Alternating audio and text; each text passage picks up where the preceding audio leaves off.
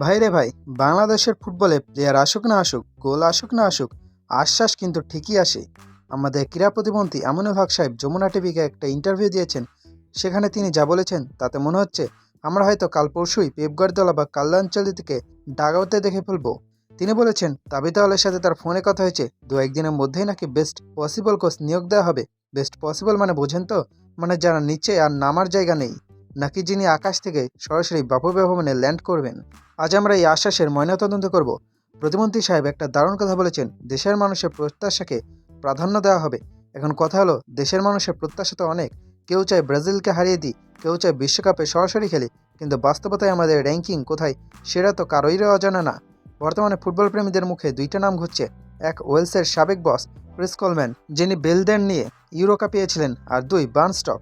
এখন প্রশ্ন হলো, কোলম্যান কি জানেন যে আমাদের দেশের লিগের খেলা চলাকালীন মাঠে গরু ঘাস খায়, কিংবা আমাদের ফুটবলাররা 90 মিনিট দৌড়ানোর বদলে 60 মিনিটের পরে হাঁপতে থাকে?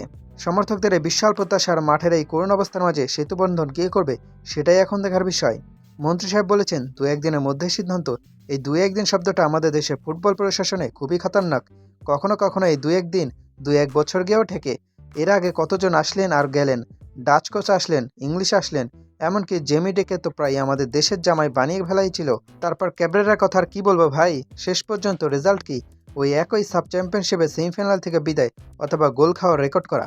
প্রতিমন্ত্রী মহোদয় বলেছেন তিনি কাজে বিশ্বাসী। আমরাও তো তাই চাই। আমরা তো তার ড্রয়িং রুমে বসে বিরিয়ানির স্বপ্ন দেখতে চাই না। আমরা চাই মাঠে অন্তত 11 জন মানুষ পাস খেলে গোলটা দিক।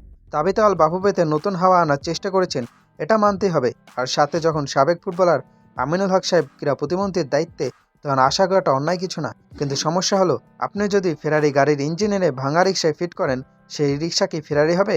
আমাদের পাইপলাইন নেই, একাডেমি নেই, ভালো মানের ফুটবল মাঠ নেই। সেখানে ক্রিস কোলম্যান এসে কি জাদুমন্ত্র দিয়ে সব বদলে দেবেন, নাকি কয়েক মাস বেতন বকেয়া পড়ার পর তিনিও ব্যাগ গুছিয়ে গুড বাই বলে দেবেন?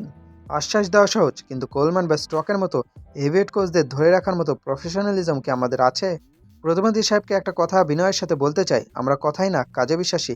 এর আগে বহুবার আমাদের কানে মধু ঢালা হয়েছে, বলা হয়েছে এবার হবে, এবার বিশ্ব জয় করব। শেষ পর্যন্ত দেখা যায় থাইল্যান্ড বা মালদ্বীপের কাছে হেরে মাথা নিচু করে ফিরেছি। ফুটবল প্রেমীরা এখন অনেক সচেতন। আপনি ক্রিস কোলম্যান কানুন বা বার্নস্টককে, তাদের হাতে একটা দীর্ঘমেয়াদী পরিকল্পনা দিতে হবে, তাদেরকে ফ্রিডম দিতে হবে। শুধু 2টা ফ্রেন্ডলি ম্যাচ বা একটা টুর্নামেন্টের জন্য কোচ এনে লাভ নেই।